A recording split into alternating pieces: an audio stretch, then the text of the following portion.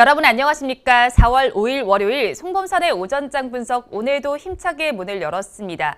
지난 금요일 미국 시장은 성금요일로 휴장을 했습니다. 그래도 주말 사이 나왔던 고용 지표가 좋게 나와줬는데요. 신규 고용이 코로나19 상황에서도 지난해 8월 이후로 최대 증가폭을 기록을 했습니다. 우리 시장 이 훈풍을 받아서인지 상승 출발하더니 이내 하락 전환한 모습이 나타났습니다. 우리 시장 지금은 어떻게 거래가 되고 있는지 한번 살펴보도록 하겠습니다. 양시장 지금 모두 파란불이 들어와 있습니다. 지금 코스피 시장은 0.11% 하락하면서 3,109선에서 거래가 되고 있고요. 코스닥 시장은 0.24% 내림세가 나타납니다. 967선에서 지나고 있는 상황입니다. 선물 지수도 보시면 약보합세를 보이면서 422선에서 거래가 되고 있습니다. 양시장에서 등락하는 종목수를 살펴보시면 코스피 시장에서는 393종목이 상승하고 있고 447종목이 하락하고 있습니다.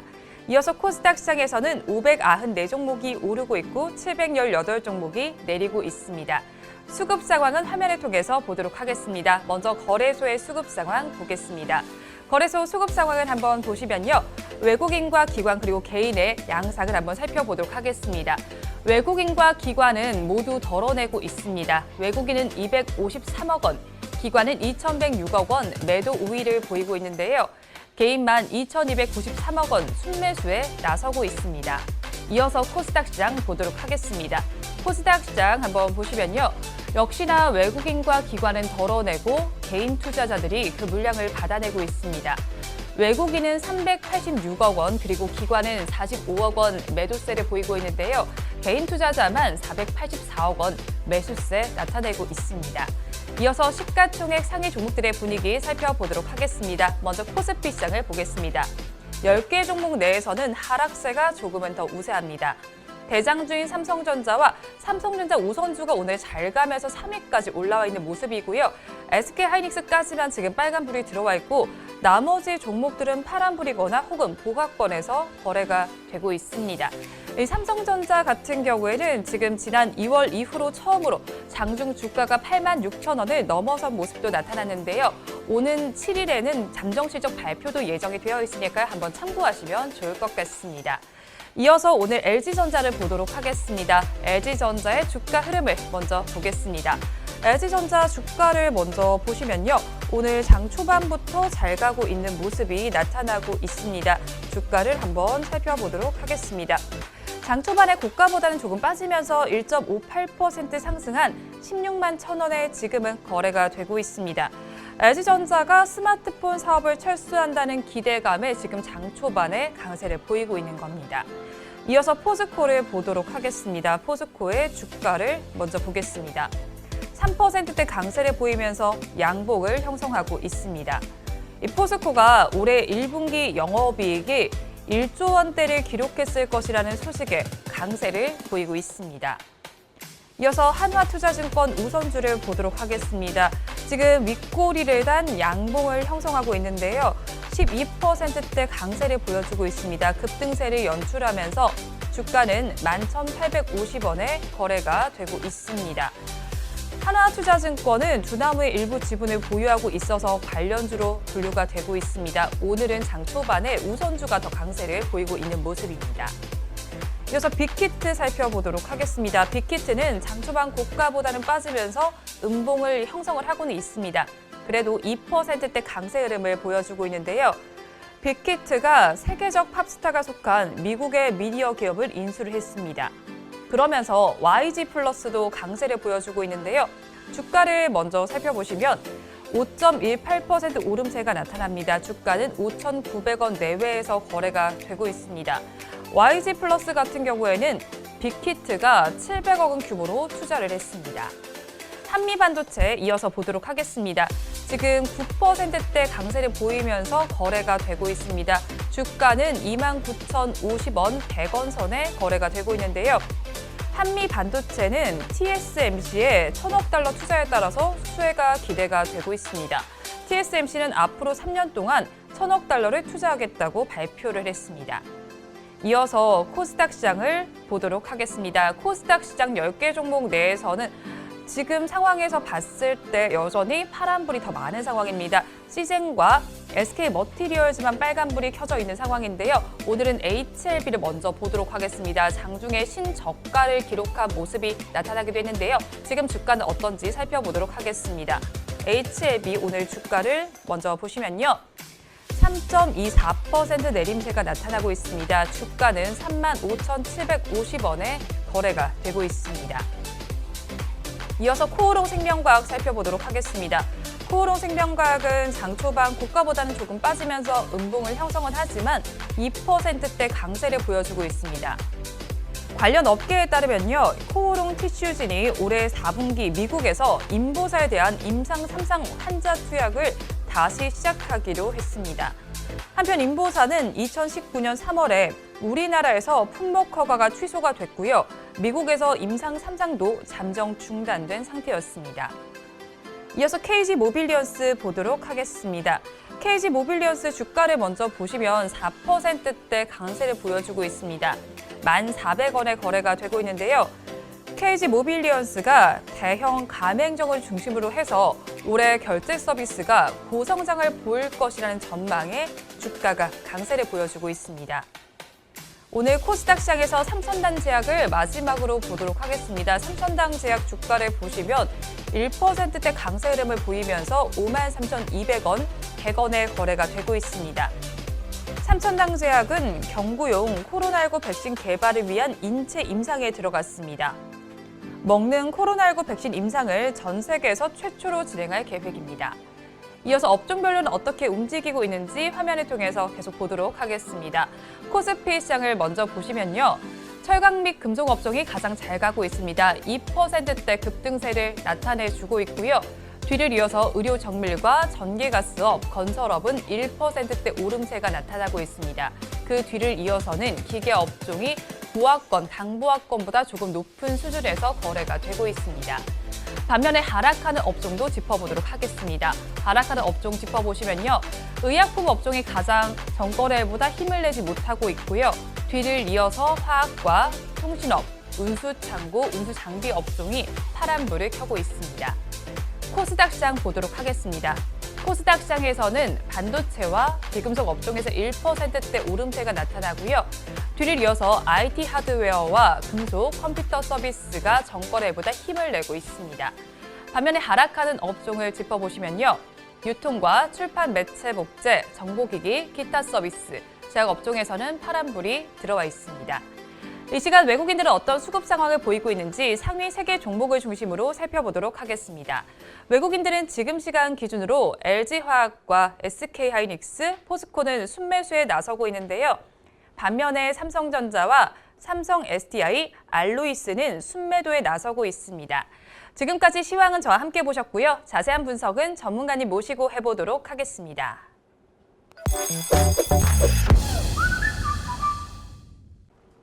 본 방송은 라이브 스트리밍을 통해서 진행되고 있습니다. 매주 월요일부터 금요일 오전 10시부터 함께 하실 수 있는데요. 유튜브에서 바른경제TV라고 검색하시면 시청하실 수 있습니다. 송범선의 오전장 분석 본격적으로 출발해 보도록 하겠습니다. 오늘도 저희 방송 보시면서 궁금하신 종목들은 댓글로 남겨주시고요. 댓글을 주실 때는 매수가와 비중까지 남겨주시면 저희가 조금 더 꼼꼼하게 분석해 드리도록 하겠습니다. 그리고 공개적으로 댓글 남기기 부담스러운 분들께서는 위에 나오는 번호로 성함만 보내주시면 좋겠습니다. 한편 오늘 코로나19 확진자 수는 신규 확진자 수는 473명으로 집계가 됐습니다.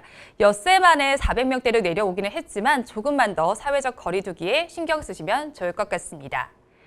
그러면 오늘도 오전장을 분석해 주실 송범선 수석 전문가님 모셔보도록 하겠습니다. 전문가님 안녕하세요. 안녕하세요. 네, 전문가님 오늘 식목일이죠. 네, 오늘 식목일이라서 여러분들 나무도 많이 심으시고 주식도 나무처럼 무럭무럭 자라났으면 좋겠습니다. 그러니까요. 심으셨나요, 나무? 나 이제 심으러 가야죠. 예, 심으러 가실 거예요. 무슨 나무 심으실 거예요? 나무를 뭐 HDC 나무를 심어야 될 것 같습니다. HDC 나무요? 갑자기요? 네. 주식 그런 주식 있어가지고 네, 그냥 해본 소리입니다. 네, 그 나무를 잘 심어서 무럭무럭 네. 자라길 기대해 네. 보겠습니다.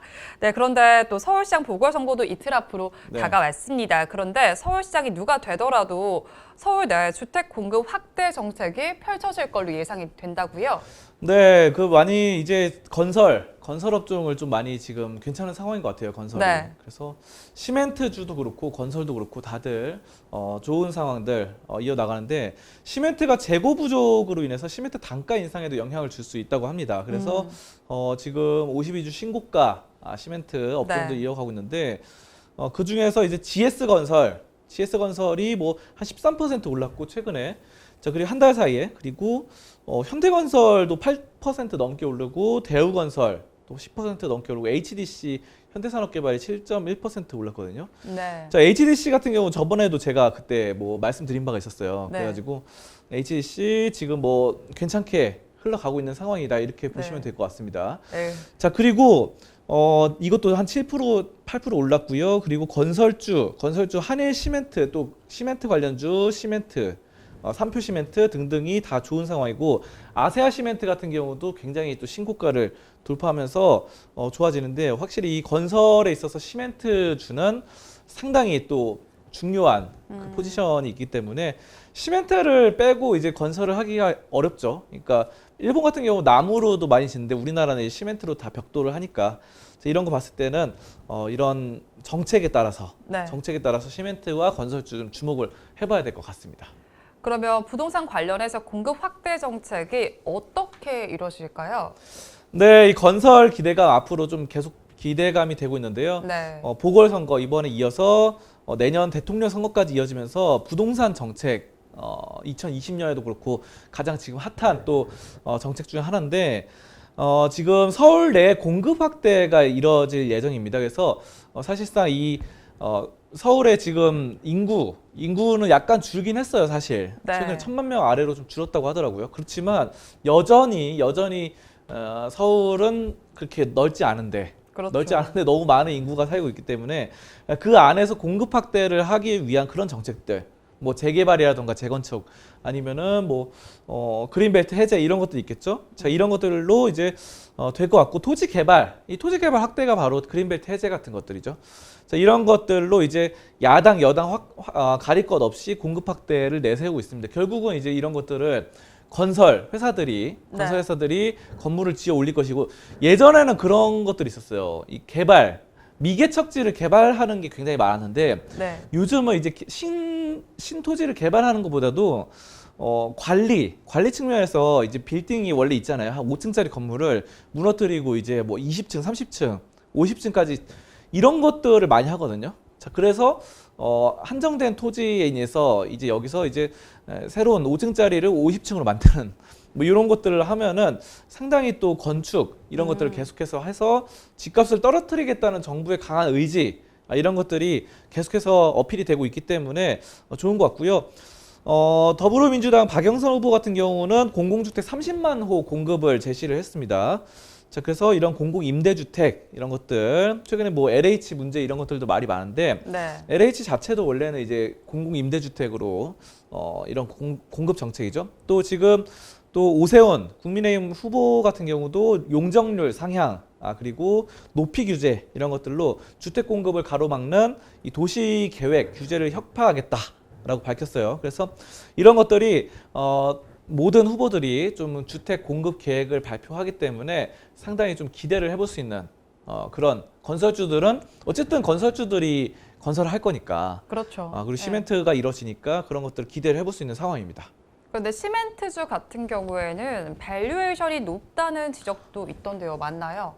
근데 원래는 시멘트가 이제 예전에는 되게 쌌었어요. 되게 저평가된 종목들이었는데 요즘 들어서 많이 올라가지고 이제 그런 거죠. 가치는 좋아지긴 하는데 네.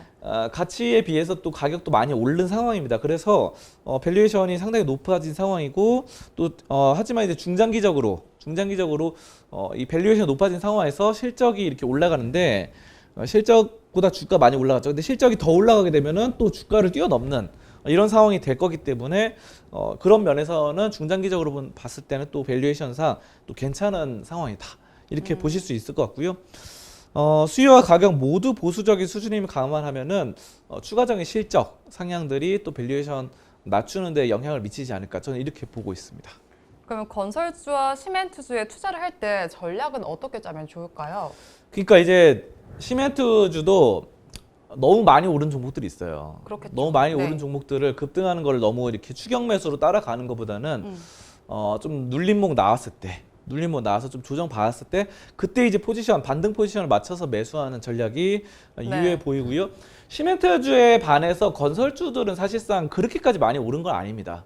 건설주들이 역대급으로 거의 뭐 몇 년 사이 10년, 20년, 30년 대계로 본다면은 굉장히 또 싼 구간이기 때문에 건설주들에 대해서 또 건설주 중에서도 아까 뭐 말씀드렸던 HDC 같은 경우 뭐 부채도 별로 없고 보통 이제 건설주는 부채가 많거든요. 빚을 많이 빌려서 이렇게 투자하는 게 많기 때문에 그 막대한 그 자금 건설 현장이 굉장히 넓고 네. 광범위하기 때문에 근데 그 중에서도 빚을 별로 안 져서 하는 종목들이 있어요. 그 HDC 같은 경우 뭐 그런 것들을 또 많이 오르지 않은 상황이기 때문에 그런 종목으로 좀 접근을 하신다면은 상당히 또 이번 정책, 정부 정책 그리고 서울시장 정부 정책 이런 것들의 수혜를 볼 수 있지 않을까 저는 그렇게 내다보고 있습니다. 네, 서울시장 보궐선거가 이틀 앞으로 다가왔습니다. 그러면서 서울 내 주택 공급 확대 정책에 대해 주목이 되고 있는데요. 그러면서 건설주와 시멘트주의 움직임이 예상이 되고 있습니다. 그리고 이미 움직인 종목들도 꽤 많은데요. 어떻게 투자 전략을 세우면 좋을지 저희 방송과 계속 함께 하시면 좋을 것 같습니다. 이어서 다음 주제는 화면으로 보겠습니다. 네, 이번 주제 보도록 하겠습니다. 오늘은 HLB 그룹을 살펴보도록 하겠습니다. HLB 제약이 지난해 역대 최대 실적을 달성을 했죠. 네, HLB 제약 바로 역대 최대로 네. 이제 되면서 매출 406억 원을 기록을 했습니다. 자, 근데 이게 전년 매출 361억 원보다도 12% 더 늘어난 수치입니다. 그래서 상당히 지금 괜찮은 또 고무적인 상황으로 보여지고 있고 성장이 이제 외형적인 성격이 본격화됐다라는 식으로 또 나오고 있고 항암 치료, 항암제로 이제 계속해서 말이 좋은 말들이 나오고 있고요. 또 그 밖에도 위탁 판매가 가장 또 고성장의 비결로 손꼽히고 있습니다. 자, 그래서 위탁 생산, 위탁 판매 둘 다 괜찮게 나오고 있는 상황으로 매출이 28% 이상 늘어서 성장을 이끌고 있고요. 자, 그래서 이런 여러 가지 또 공장, 지금 HLB 제약이 지난 2월에 기존의 남양주 공장 규모의 3배에 달하는 여기 향남 공장 을 이제 삼성제약으로부터 인수를 했어요. 그래서 향남 공장도 삼성제약에서 또 사들여가지고 새로운 이 캐파를 늘려나가는 생산 시설 늘려나가는 그런 상황으로 긍정적으로 보여지고 있습니다. 네, 그렇죠. 그런데 이렇게 위탁 사업 말고도 올해는 신약 후보 물질 개발에도 집중한다는 이야기가 들려오고 있어요. 네, 뭐 많은 또 개발 또 많이 하고 있는데요. 신약 대표적으로 뭐 항암 치료제 이런 것들 많이 말씀을 드렸던 바 있고요. 자, 또 그 밖에 이제 휴메디스와 비만 당뇨 치료용 장기 지속형의 주사제 공동 연구 개발을 했습니다. 자, 그래서 이런 것들 업무 협약을 맺고 있고요. 그러니까 뭐 비만이나 당뇨 이런 것들은 우리 현대인들은 꾸준히 이제 사람들의 고통받는 이런 병이잖아요. 그렇죠. 사실 뭐 이게 너무 현대인들 전부 다 가난해지지 않는 이상, 경제적으로 힘들어지지 않는 이상 비만이 생길 수밖에 없어요. 그렇죠? 많이 먹게 되니까. 그리고 비만이 또 생기면은 당뇨 가능성이 높아져가지고 이런 것들을 상당히 우리 헬스케어라던가 여러 미래 발전 사업이 아닌가. 네. 영원히 지속되는 인간의 굴레를 치료하는 이런 게 아닌가 생각되고 있고요. 그래서 미래는 밝죠. 이런 것들이 계속해서 비만 인구가 늘어나기 때문에 선진국으로 갈수록 늘어나고 또 경제 전체적인 전 세계 경제가 발전을 하고 있기 때문에 비만 인구가 뭐 가난한 나라들도 이제 점점 올라오고 있기 때문에 비만율이 그래서 이런 것들에 대해서 무궁무진하다. 전 세계 인구가 무궁무진하다. 그래서 상당히 좋아 보이고요. 자, 그 밖에도 이제 최근에 베리스모 테라퓨틱스 여기 이제 최대 주주로 들어섰잖아요. 네. 그래가지고 T세포 관련해서 상당히 또 두각을 나타내고 있는데요. 여기 이제 HLB 최대 주주로서 상당히 좀 열심히 하고 있습니다. 그래서 HLB 그룹 자체가 HLB 생명과학, HLB 제약 이 세 그룹 다 여러 가지 신약 개발, 위탁 사업 다들 열심히 잘해서 좀 외형적인 성장 이루 나가기를 바라도록 하겠습니다. 그리고 또 HLB생명과학 같은 경우에는 경기도 화성 동탄에 신약 연구소 개설 승인도 받았죠. 네, 맞습니다. 동탄 쪽으로 또 화성 신약 연구소 개설 승인이 나왔는데요. 이게 동탄에 1672제곱미터 네. 규모로 꽤 큰 규모로 들어섭니다. 자, 그래서 세포 배양실 해가지고 화학 분석실, 단백질 분석실 등등의 또 연구 시설이 들어서는데 여기 동물 실험도 한다고 하고요. 또 항암제 후보 물질의 활성화, 독성, 약동학 등등의 여러 가지 연구를 통해서 초기 단계 후보 물질 이런 것들을 한다고 합니다. 그래서 국책 연구소 등등 여러 가지 나라를 위해서도 뭔가를 하고 국내외로 여러 가지 활동을 하는데 이게 이제 HLB 생명과학이죠. HLB 생명과학의 동탄 연구소인데 아까 전에 말씀드렸던 바와 같이 HLB 제약 같은 경우는 향남 공장도 이제 올해 2월에 또 인수를 했잖아요. 그래서 향남 공장도 하고 또 여기 네. 뭐 약간 다르긴 하지만 제약과 생명과학이 또 여기 동탄도 하고 화성도 하고 또 화성은 공장 단지가 굉장히 또 활성화되어 있는 그런 지역이죠. 그래서 전국적으로 봤을 때도 예전에는 화성이 좀 약간 낙후되어 있는 경우가 있었는데 최근에 뭐 현대차, 기아차 이런 공장들이 굉장히 많이 들어서면서 엄청나게 부촌이 돼 버렸어요, 최근에. 그래서 그 1인당 소득 보니까 화성이 엄청나게 높더라고요. 네. 화성이 일반 그 뭐 지방 도시보다 더 높아요. 그래서 왜냐하면 거기 공장에 이제 현대그룹 이런 것도 있고 지금 최근에 HLB 생명과학 같은 경우도 지금 이렇게 들어선다 보면 HLB도 굉장히 또 큰 회사기 때문에 네. 또 급여 수준이라던가 이런 것들이 화성시 자체가 또 발전해 나가고 여기가 또 마치 그런 것처럼 미국의 실리콘밸리처럼 이렇게 좀 성장하는 또 그러면 또 그렇게 성장하면은 또 옆에 협력사들 이렇게 생기고 하면서 더 개별 기업들도 더 좋아지는 그런 상황들을 좀 기대할 수 있을 것 같습니다. 그런데 또 이게 살펴보면 HLB 같은 경우에는 하한가를 찍기도 했고 오늘은 또 장중에 신저가도 기록을 하기도 했단 말이죠. 그러면서 주주분들이 많이 불안해하실 것 같은데 주가 전망은 어떻게 보시나요? 네, 그러니까 지금 이게 제가 음봉이 굉장히 많이 나오더라고요. 네. 음봉이 무려 뭐 5번, 6번 연속으로 나오는데 네. 이게 그런 것도 있는 것 같아요. 공매도 저번에 또 공매도 그렇죠. 대폭발해가지고 그런 말씀도 드렸는데요. 차트를 보시면요, 이게 네. 지금 장난이 아닙니다. 이게 지금 보시면 그러니까요. 음봉이 세상에나 몇 아니. 개예요. 네. 예, 근데 이런 거는 제가 봤을 때는 네. 일부러 좀 내리 누르는 게 아닌가. 공매도 세력이 그런 생각이 들어요. 자, 진짜 이건 왜냐면 음봉이 이렇게 많이 나온다는 것 자체는 네. 그 작전 세력을 의도적으로 내리 누르지 않는 이상 힘들거든요.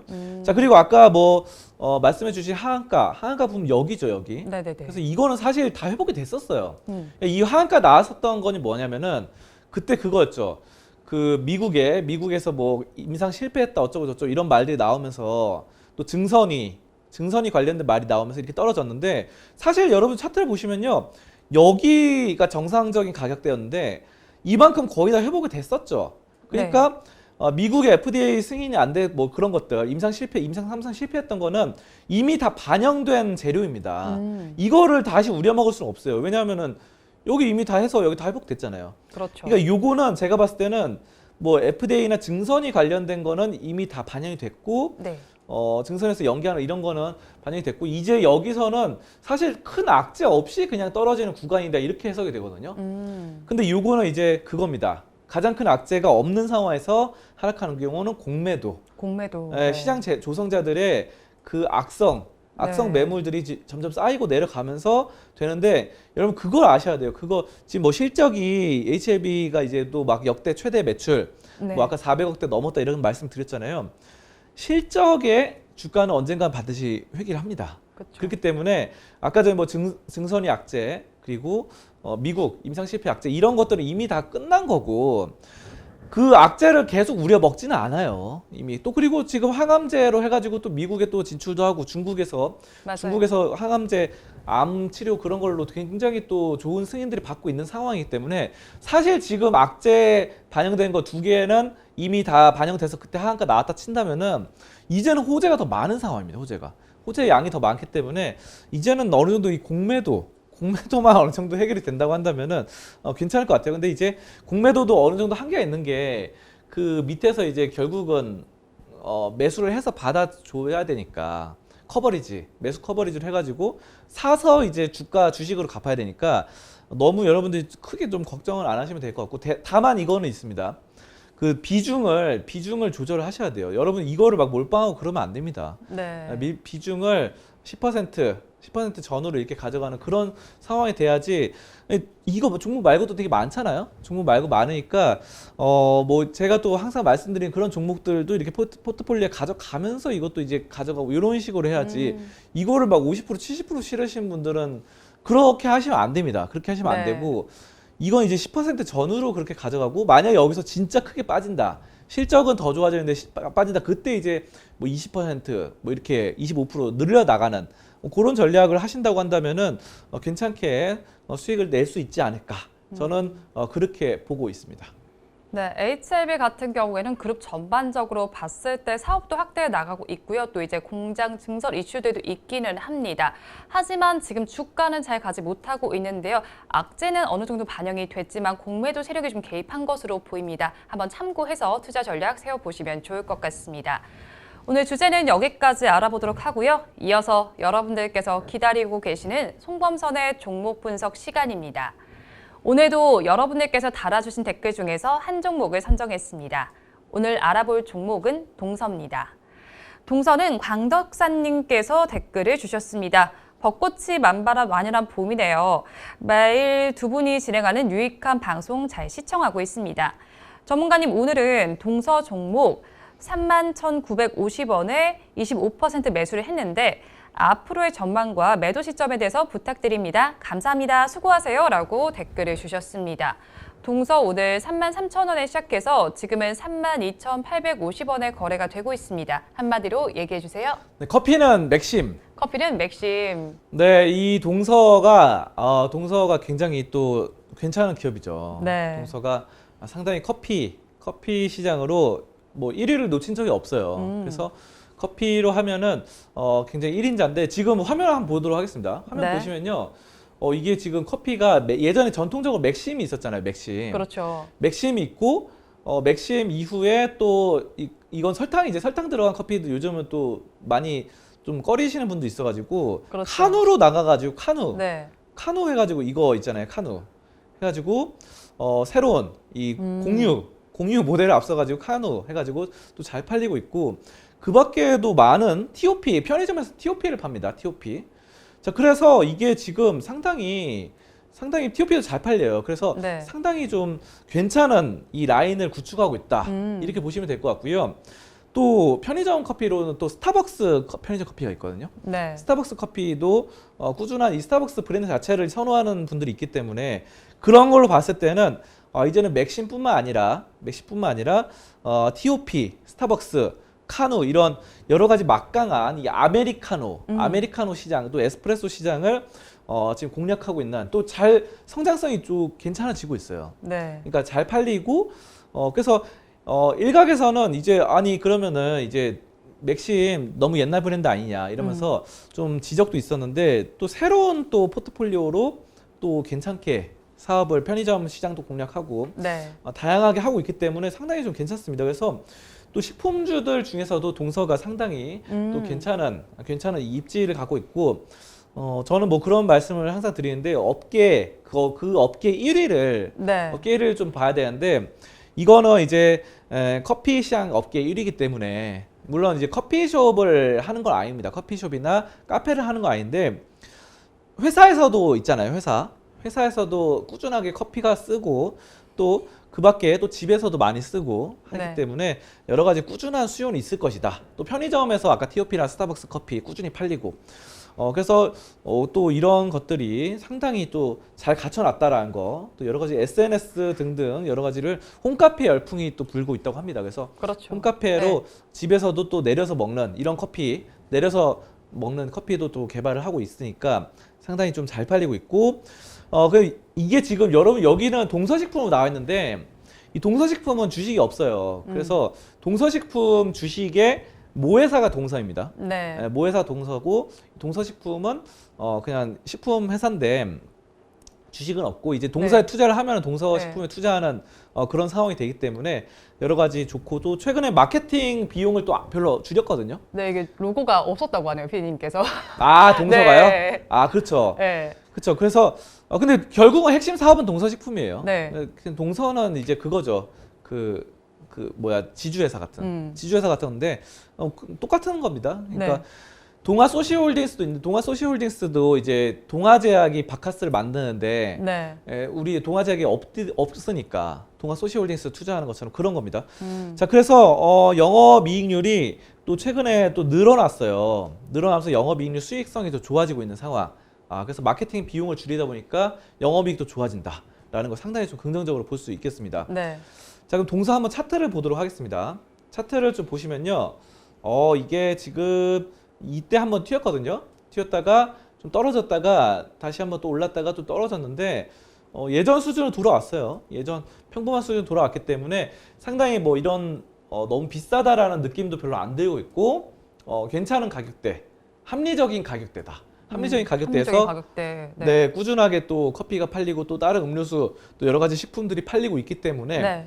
저는 이 종목 상당히 좀 긍정적으로 보고 또 오늘 2%가량 떨어졌는데 이럴 때 좀 모아나가는 전략, 모아나가는 전략으로 보신다고 한다면은 또 이런 상승률이 한 번은 또 나와주지 않을까 저는 그렇게 기대하면서 동서 상당히 좀 긍정적으로 보고 있습니다.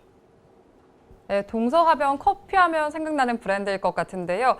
모회사가 됩니다. 그러면서 지금은 주가가 오늘도 2% 정도 빠지면서 조금 내림세가 나타나는 자리기는 한데요. 앞으로 또 상승이 예상된다고 하니까요. 한번 참고하시면 좋을 것 같습니다. 종목 분석은 여기까지 해보도록 하고요. 이어서 전문가님의 관심 종목을 알아보는 송범선의 시선 시간입니다. 오늘 전문가님의 레이더망에는 어떤 종목이 걸려 있었을까요? 전문가님, 오늘은 어떤 종목 가지고 오셨나요? 네, 오늘 삼성전자입니다. 삼성전자요? 네, 네. 삼성전자 상당히 좀 미국의 헬프 요청을 받은 상당히 지금 유망주로 전 세계 반도체 구세주로 떠오르고 있는 상황이죠. 자, 삼성전자가 미국의 백악관의 도움 요청을 받았죠. 자, 그래서 화면 보면서 말씀드리자면요. 네. 12일 날 미국에서 삼성전자의 이제 전 세계적인 반도체 공급 부족에 따른 대책 논의에 나서게 됩니다. 그래서 12일 날 요청을 했어요. 그래서 앞으로 하게 되고, 자, 그래서 이제 미국 정부가 이제 반도체 산업을 단순 경제 이슈 이상의 안보 문제로 보고 있는 상황입니다. 그렇기 때문에 굉장합니다. 굉장해서 이제 안보, 전 세계의 안보 이런 것들을 반도체가 이제 전 세계의 위기 상황으로 인식하고 있기 때문에 제가 아까 말씀 잘못 드렸네요. 12일 날 모입니다. 12일 날 네. 전 세계 모여가지고 글로벌 반도체 그리고 자동차도 요즘 반도체 품귀 현상 있잖아요. 차반도체 그쵸? 네, 그래가지고 12일 날 모여가지고 하는데 여기 삼성전자가 이 핵심적인 역할을 하지 않을까 이렇게 보고 있는데요. 자, 근데 삼성전자가 이렇게 바이든 정부의 초청장을 받았는데 네. 또 삼성전자 내부적으로는 또 이제 또 고민에 쌓였다고 합니다. 무슨 고민일까요? 네, 그러니까 이제 이게 또 미국에서 또 불러가지고 갔는데 네. 12일날 갔는데 압박을 주지 않을까. 압박을 주지 않을까. 바이든 정부가 이렇게 해서 미국의 반도체 공장을 지으라고 이런 것들 해가지고 상당히 좀 제동을 걸 가능성도 있는데 저는 뭐 이런 압박에 대한 가능성도 있긴 하지만 또 여러 가지 투자 뭐 이런 것들 투자로 봤을 때는 삼성전자가 괜찮게 보여지고 있고요. 오스틴 공장이 있는데 최근에 또 가동을 시작했죠. 가동을 했는데 오스틴 외에 추가로 또 공장을 지을지 저는 공장 지어달라 해서 또 지어주면 괜찮을 것 같아요. 미국 쪽으로 반도체 여러 가지 시장을 또 석권해 나가는 그런 부분이 삼성전자가 상당히 또 긍정적인 또 새로운 기회가 될 수 있지 않을까. 네. 이런 것들 새로운 영업 매출량이 늘어날 수 있을 것이다. 자, 그래서 파운드리 업체 이런 것들로 상당히 또 주목을 받고 있는 상황이고 네. 그래서 또 삼성전자가 텍사스주 등등의 이런 주정부와 세금 혜택을 포함해서 인센티브 협상을 진행하는 와중에 백악관 회의에 또 불려가게 되는 셈이 되는데요. 네. 지금 4년 전에 트위터에 또 땡큐 삼성 이런 말들을 했어요. 네. 트럼프 전 대통령이. 자, 그러면서 이 미국 정부가 이제는 어느 정도 삼성의 삼성이 이제 기대고 있는 거 아닌가. 이제 어깨를 기대고 상당히 의지를 하고 있는 그런 느낌이 들고 있습니다. 네. 자, 그래서 삼성전자의 그런 가능성들이 점점 높아지고 있고요. 2030년까지 유럽에다가 또 180조 원을 투자를 한다고 합니다. 그래서 반도체 생산량 전 세계 20% 달성을 목표로 하고 있고, 대만이나 미국 또 중국 여러 가지 파운더리 시장 또 집중 육성을 하고 있는 삼성이기 때문에 삼성전자 다시 한번 또 올라가고 있고, 삼성전자 차트를 한번 보도록 하겠습니다. 네. 차트를 보면 상당히 또 괜찮아요. 상당히 괜찮아서 이렇게 여기 피크 찍었다가 좀 조정 받았다가 이제 다시 또 물꼬를 틀고 있죠. 네. 고개를 살짝 들고 있어요. 살짝 들어서 이제 85,000원대, 85,000원대가 되지 않을까, 뭐 이런 예상이 되고 있는 상황이고요. 또 어느 정도 추세에 힘이 실립니다. 이게 좀 약간 이 이동평균선, 60일 이동평균선을 돌파하면서 상당히 좋고, 20일 뭐 이런 것들, 20일과 10일, 5일 이동평균선 완만하게 또 돌파하면서 어제부터, 어제가 아니죠, 금요일 4월 2일부터 60일 이동평균선을 돌파하면서 오늘 굉장히 변동성이 또 심해요. 오늘. 네, 많이 심해요. 네. 네, 오늘 왔다 갔다 굉장히 네. 심한데 또 굉장히 또 재밌게 흘러갑니다. 이런 것들. 자, 그래서 이런 것들이 또 거래량은 또 이제 장 끝날 때까지 봐야 하는데 최근에 네. 또 거래량도 이렇게 조금씩 늘어나는 추세이기 때문에 거래량 봤을 때도 이제는 추세가 좀 올라서지 않을까. 추세가 또 변동성도 심해지면서 다시 한번 9만 전자 노려볼 때가 점점 다가오고 있다. 삼성전자 이제 한국의 반도체 자존심으로서 굉장히 전 세계 반도체 시장을 석권해 나가는, 시장 점유율을 늘려 나가는 이런 것들, 미국의 부름 받아서 우리가 4월 12일까지는 어떤 이런 추세가 나올지 한번 주목을 해봐야 될 시점이 된 것 같습니다. 네, 삼성전자는 지금 미국 백악관에 도움을 요청을 받았습니다. 오는 12일까지 한번 주목을 해보시면 좋을 것 같은데요. 차트를 보셨을 때도 60일선도 돌파를 했고요. 오늘은 좀 변동성이 나타나긴 하지만 장중에 86,000원을 넘어서기도 했습니다. 그런 만큼 주가 전망 한번 저희와 함께 보시면 좋을 것 같습니다. 오늘 말씀은 여기까지 듣도록 하겠습니다. 고맙습니다. 감사합니다. 오늘도 저희 방송 보시면서 궁금하신 종목들은 댓글로 남겨주시고요. 댓글을 주실 때는 매수가와 비중까지 남겨주시면 저희가 조금 더 꼼꼼하게 분석해드리도록 하겠습니다. 그리고 공개적으로 댓글 남기기 부담스러운 분들께서는 위에 나오는 번호로 성함만 보내주시면 좋겠습니다. 우리 시장 양시장 여전히 약보합권에서 거래가 되고 있는데요. 오후에는 더 힘을 내길 바라면서 방송 마무리해보도록 하겠습니다. 저는 오후에 응답하라 마감 시황에서 다시 찾아뵙도록 하겠습니다. 오늘도 함께해 주신 여러분 고맙습니다.